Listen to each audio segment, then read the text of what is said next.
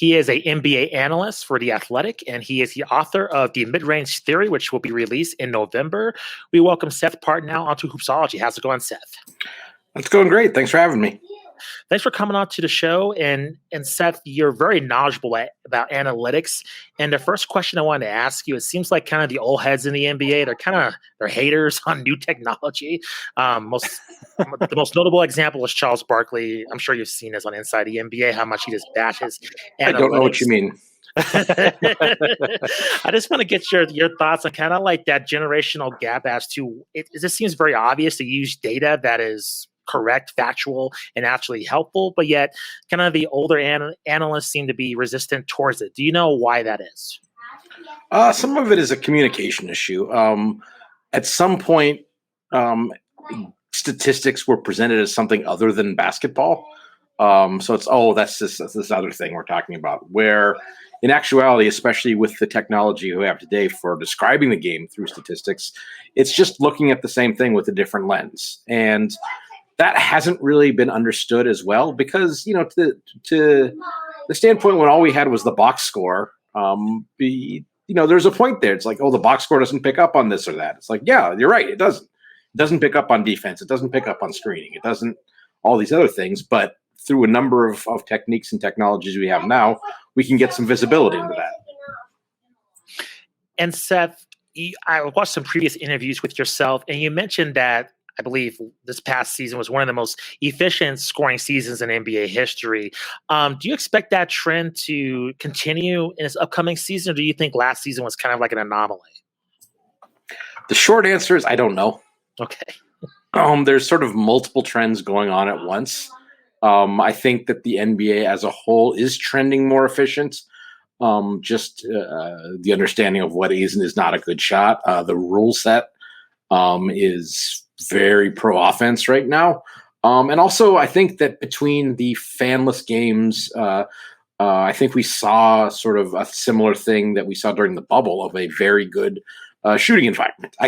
My personal theory is that because of no fans kind of along the sidelines, everyone kind of felt just a little bit more open than they would have been, even if there's no defender near them. Just not having some dude like munching on his popcorn kind of in your peripheral 3 feet away from you. It can't hurt to not have that around. So I think since the fans will be back this year for the full season, we're still not entirely sure how close they'll be. So how much that trend reverses, but there will be some presence. The rule changes or the new emphasis the NBA has put on kind of the some of the griftier foul drawing we've seen kind of come into vogue. That's a pro defense change. Whether that sticks and how much of an effect that has, I don't know. So yeah, I think those are reasons to think it might come back to earth a little bit, but at the same time, offenses are still ahead of defenses, and I think some of the big rule changes haven't really been made yet. Only giving 2 shots on a fouled 3-pointer outside of the last 2 minutes would be one. Cleaning up moving screens would be another one. It's very easy to create an advantage situation because you can kind of reverse pivot into a screen, and all of a sudden the defensive player chasing over the screen has to go kind of turn a 3 foot wider arc than the ball handler. It's not that hard to get downhill and draw a second defender if you make that kind of easy for even sort of the mediocre point guards to do. Gotcha, Seth. I was wondering, you mentioned offensive efficiency. We've had some guests on our show that have mentioned, teams maybe not having the same level of effort on the defensive side of the ball last season, which, I guess my question is, do you have anything that you can look at or anything that you've seen that indicates whether that trend would be true or whether it just is truly that offense is getting more efficient? I'm highly skeptical of any explanation of defense in the NBA that kind of reduces to these guys aren't trying. Mm-hmm. That's you get up close to the game and it's just obvious how ridiculous a statement that is. I do think that because of the sort of the shortened preseason, the less practice time last year, there wasn't as much time to kind of drill scheme. So there were probably more kind of defensive errors that were sort of execution rather than effort. Wrong rotation, not recognizing the rotation, two different play, like the ball handler and the screener defender being in two different coverages. I think stuff like that probably happened more last year, just because of the both the lack of practice time and also especially early in the year, which is when the bulk of the quote real practices happen in the NBA. There was all kinds of restrictions about who could be on the floor, how long you could go. Guys were missing in and out because of protocols. I think it was just a tough year to have any sort of defensive continuity for a lot of teams. Gotcha. On that note, Seth, how do you think this upcoming season is going to look? It seems like we're going down the road of the majority of the NBA players either being forced to be vaccinated, or if they're not going to be vaccinated, life's going to be very unpleasant for them. And for those unvaccinated players, how do you think that's going to disrupt the roster if the majority of the team is unvaccinated in terms of that team continuity, because they'd have to go through all these hoops and loops just to basically live a traditional NBA life, in a matter of speaking? Peer pressure is a hell of a drug. I don't have a good sense of that. It's not something that I've spent a lot of time really diving into who is and who isn't. I think if the league could mandate it, they would have. It's a collective bargaining issue. So I think what you're getting at is right, in that, you do all these things sort of to make not being vaccinated as unpleasant, inconvenient, potentially costly. I mean, if players are missing game checks because if being in the protocols, then that is a pretty strong coercion. So I think that's they're doing what they can. So I don't know. I mean, I think that especially for teams that have designs on winning titles, I think there's going to be some pretty strong pressure to, hey, don't mess this up by being an unexpected absence. Like, it's a little bit. I don't know. It was 2 or 3 months ago when Michael Irvin came out and just blasted all the Cowboys because are you trying to win or not? And that's not a. I mean, it's I don't know how good an argument that is, but it certainly is a convincing argument in this context. Seth, I wanted to shift gears to another observation you made just a few months ago about blowouts and how there are a lot more blowouts this past season. What are the kind of consequences from a fan perspective do you see? Do you see as blowouts become more a factor in the upcoming season, if you have like a marquee matchup on a Thursday night, let's just say, the Lakers and Brooklyn, and, the first game is just a blowout, for instance, let's say Brooklyn blows out the Lakers. And then there's a matchup, let's say 2 months later. Do you see the consequences of less viewership? Do you see that blowout being kind of a factor in less viewers in that second matchup? Or do you think the two marquee teams playing each other every single night, do you think it doesn't matter on their previous matchup?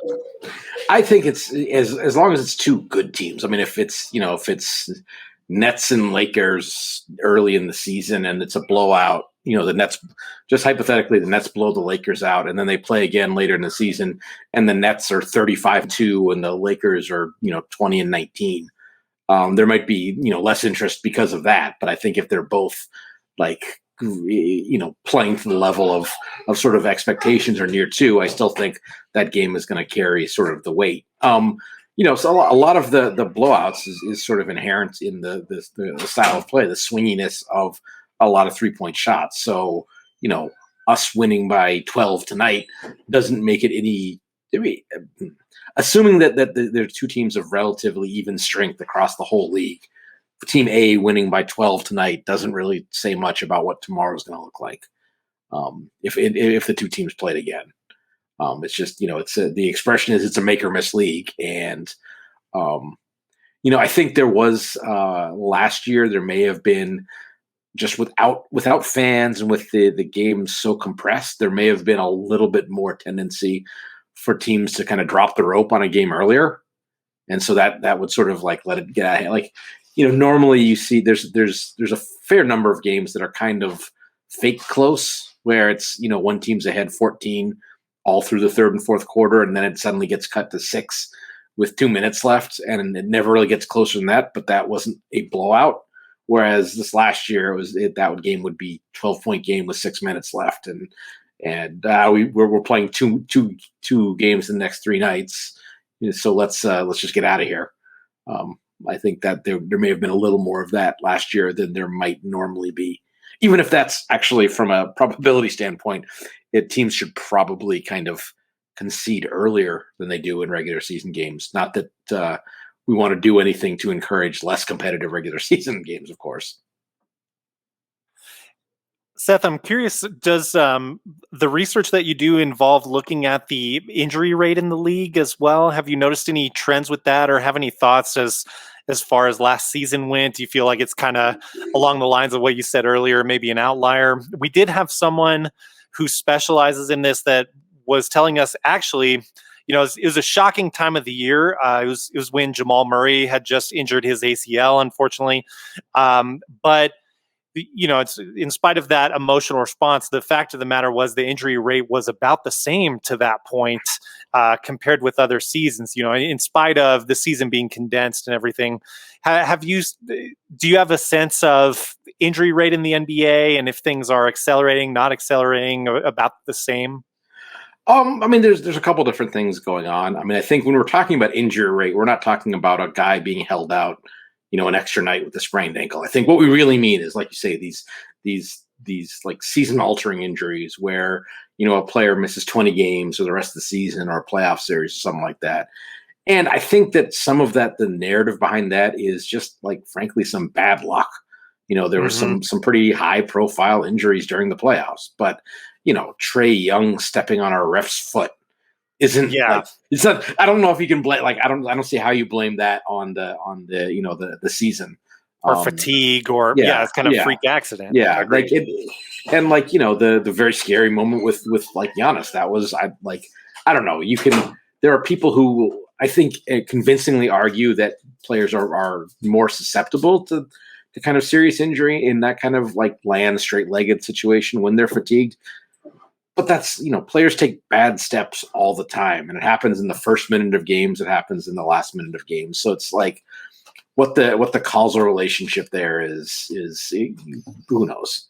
So, but at the same time, because of rest and sort of the general recognition that it's a marathon, not a sprint through a season, I think we're going to continue to see games missed, just because, like, what is the upside of pushing it to win a game in February?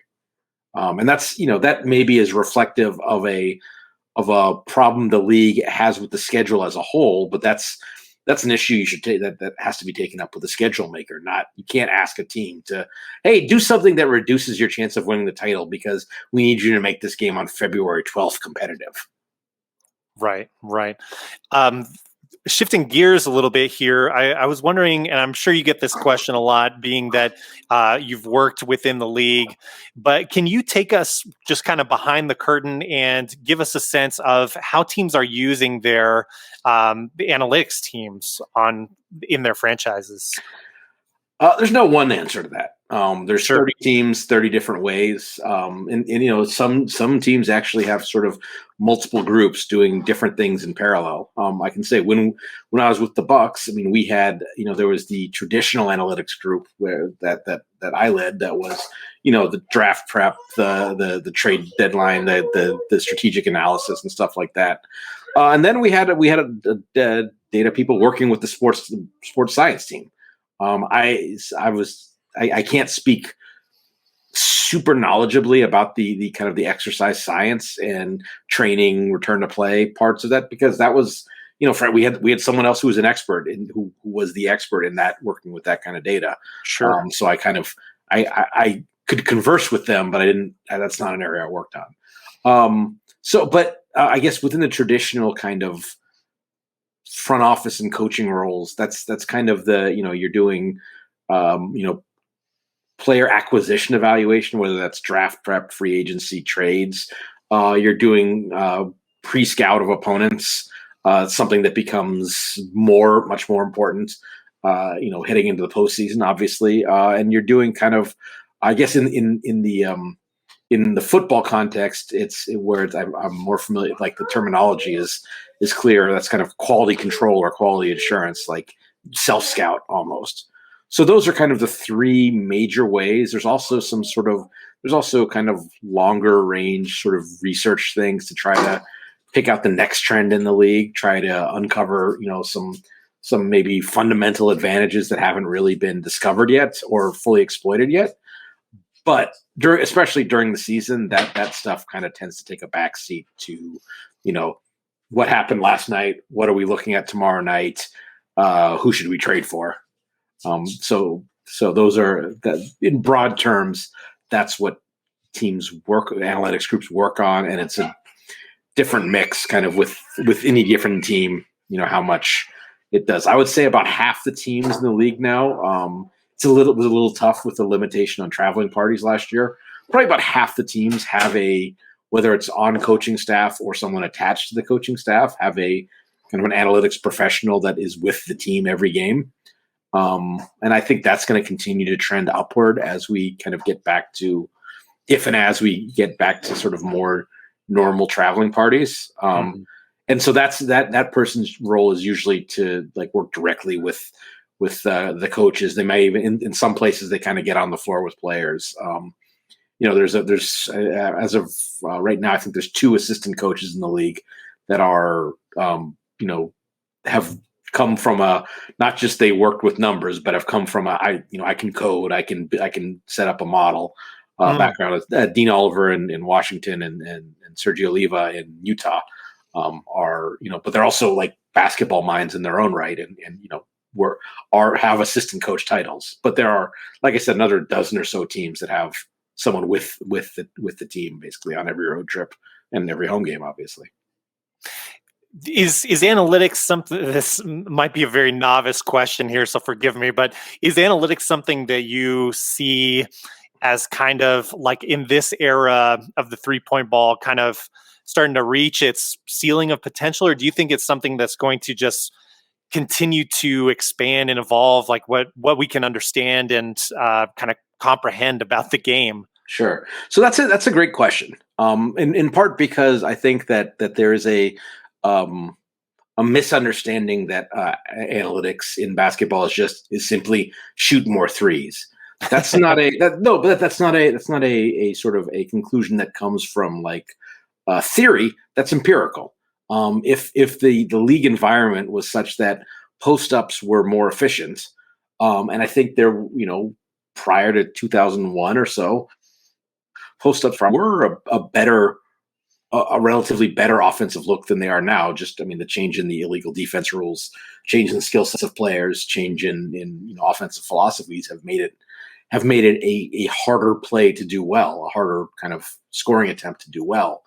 But if the environment changes, then the empirical study of the game should catch that and indicate, hey, what's actually better now is if we can get if we can get our center of the ball in these spots, that's better than kicking out to a 3. So the answer to your question is, just because everyone's shooting 3s now, are we done? No, it's always, what is the next best way to win? And the broader answer to your question is, there's still a ton of room for improvement in the sort of the integration and communication. I think that for most teams, we've got past what is this BS? I don't have to listen to it. But we haven't. There's sort of a not a full understanding across all 30 teams, or I would say even the majority of teams, that it's not an encyclopedia. It's sort of a method of thinking. It's as much about the questions as it is about the answers. It's not something I've always tried to do when working with sort of non-statsy people, is say, hey, don't ask me a stats question. Ask me a basketball question. If you want to know who the best 3-point shooter is, ask me who the best 3-point shooter is. Don't ask me who has the highest 3-point percentage, because those are different questions. And then it's what do you want to know? And then it's the job of the analysts, of the data scientists, of the the engineers to get into the data and figure out the way to ask and answer that question in basketball terms. So not come back at you, well, with a probability of blah blah blah. It's we're pretty certain that based on his ability to shoot on the move and contest it and all these other things that we can look at now, that that player A is superior to player B as a shooter, kind of overall. And that's not there's not necessarily a right answer to that question. That's you weigh all the evidence and make a judgment. And where the technology and the technique comes in is kind of figuring out both how to gather that evidence and then how to weigh it. And I think that process, working that process into your normal kind of decision making and analysis of the game, that's still evolving, because that's people are going to have to become more familiar with it, not just being trivia, like he shot 36% in second halves on back-to-backs. It's the baseball joke about what a guy hits in the seventh inning on doubleheaders on Tuesday. So what? Like getting past that and getting to the real questions that are trying to be answered, I think is where the continued integration of the discipline can really go forward. And then the even in terms of what we can figure out, there's been player tracking data in the league for 8 years. We're still scratching the surface of what that data can tell us. We're still just kind of getting to the point where we're starting to examine decision making. Like, that's what playing basketball is. It's not run fast, jump high. It's okay, I see there's a gap there, and then the second defender's going to come, and I'm going to hit the guy in the corner. Or if he doesn't come, I'm going to go all the way to the hoop and then shield the ball, lay it in, and get fouled. Like, those kind of getting to like super minute level of evaluating all like this. I just described 7 decisions in 5 seconds. And you're not going to get to all of those, but getting to the point where you can see, okay, this is the point where a player has to make a decision what to do on a pick and roll. What do most players do here? What does this player do here? Is he making better or worse choices based on the factors? Like, that stuff we're just kind of starting to be able to dig into. And that gets to some really interesting stuff about, who is good at basketball, not just who puts up good stats. And I think that, the stats are tend to be a proxy, but they're not a direct measurement of good at basketball, which is, making those decisions, those, 50 tiny decisions every player makes in every possession. The one who makes 35 of them correct is a better player than the one who makes 30 of them correct. But getting to the point where we can really start to observe that's where there's still some growth, even from, an understanding of what's going on. And I don't like, and the way I described that sounded very technical, but at the same time, that's like, it's just basketball, right? It's a coach can watch a play, watch a clip, and pick all those out. A coach can't watch 1,230 games and pick out everyone doing all those things in every game.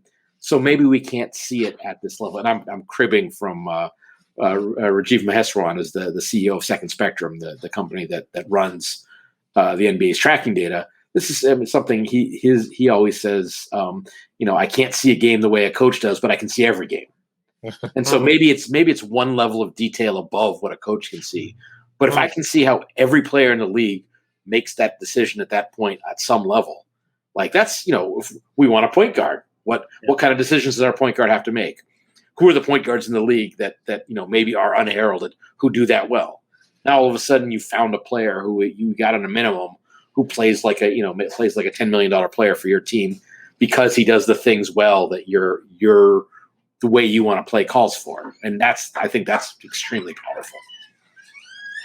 So from an analytics perspective, how do you view the whole Ben Simmons situation? Because there seems to be two sides of it, like in terms of his actual potential of what he could become, and there's actually evidence of what he has presented so far. So if you're a front office of a team, how do you measure that, trying to block the noise of podcasts like these who are saying Ben Simmons is super overrated and what's the big deal about him, compared to what you're seeing from an analytics perspective and what he can do potentially on your team and how he fits in onto your roster? How are, I guess, the front office measuring how they fit Ben Simmons into the overall chemistry of their team? I mean, Ben Simmons might be the toughest player to talk about in those terms in the league. Like, you put him in the right situation, he's an all NBA level player.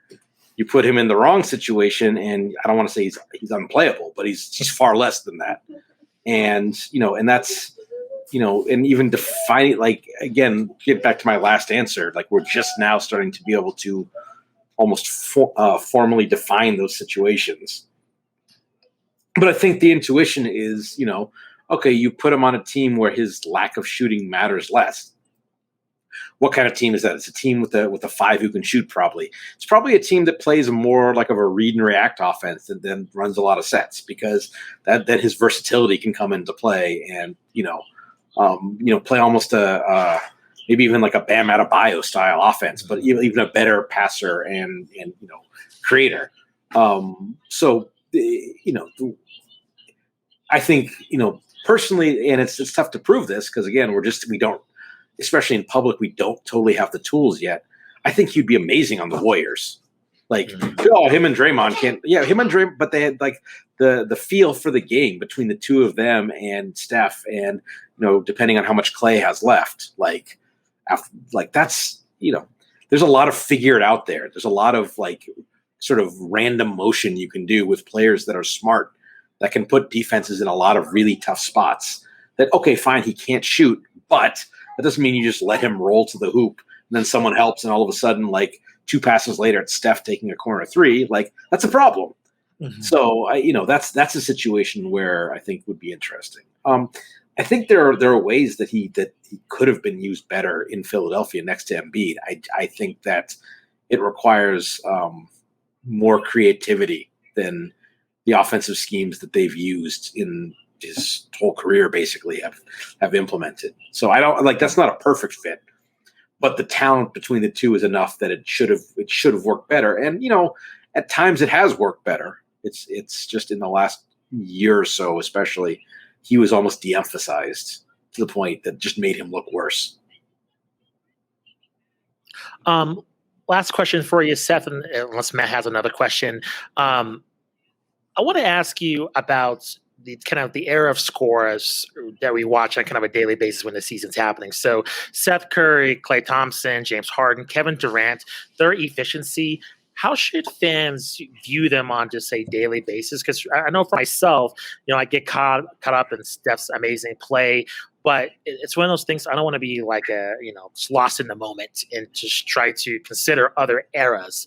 How should an NBA fan view what is happening on the games that they're watching? Do you think they should take other eras in consideration in terms of, hey, you see, Seth go off for 50 and, declare him, of course, he's the greatest shooter ever? Or should those statements be tempered a little bit just in terms of what era of basketball we're watching here? No, I never want to be the one to tell someone how to watch the game and enjoy it. But taking your question as if I'm trying to, address the question of, is he the greatest shooter ever, or where does he fit in, like, historically, like, taking that as a given, like, that's something that interests me as a fan, rather than just being like, oh, that was awesome, which is perfectly valid. And like, that's sort of how all of us started watching basketball. So there's not at all anything wrong with that. But there are some tools at our disposal. I think Basketball Reference in the last year, 2 years has started putting something on their player pages called adjusted shooting,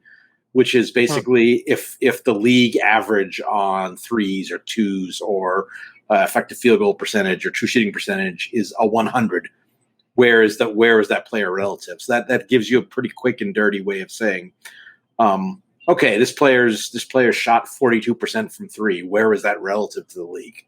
3-point shooting is probably a bad example, because that's actually league-wide. 3-point shooting has stayed pretty stable basically since the shot was introduced. But overall efficiency, we're in a more efficient environment. So it used to be like a 60% true shooting was like, oh my God, wow. And now it's good, but it's like 60th percentile. So, and so taking that into effect, Reggie Miller only had so many seasons where he shot but relative to the league, he was way above the league. And whereas a player with a 60% true shooting now was, good, but not like spectacular. So that's one way. And then just, keep in mind that because of the way that the league has developed, both with the high pace of play. There's about 4 more possessions a game now than there were even like 5 or 6 years ago. So it's more opportunities for scores. The offenses have become more kind of concentrated in, the top 2 or 3 guys are getting a bigger chunk of the shots. Just keep in mind, this guy's scoring 20 a game. Yeah, there was 40 some players in the league who scored 20 a game last year. 10 years ago it was like 11. That's just, so it's not so much that he scored 20 a game. If he's 40th in the league in scoring, even looking at it on a per game basis, which is, a reasonable way to look at starters to starters, for example. If a guy scores 20 a game, but he's 40th in the league, that doesn't mean much different than it meant, 15 years ago when he's the 40th place, per game score in the league was averaging 17. It's not any different because it's 20 and 17. It's just, again, the environment means that, puts him there, but it again, 20 points a game, all-star. Well, now if 50 guys are doing it, let's look at some other stuff. Awesome. Hopefully that answered that question. Yeah, totally. Absolutely. Yeah. Absolutely. Seth, really appreciate your insight. Do you have time for one more quick question? Absolutely. Yeah. Appreciate it. I have to ask, just because it's the first time it's happened in 50 years and you're in that area. I know we're well into the offseason, but what was it like with the Bucks winning the title there? What was that like to see? What was it like in the area? Loud.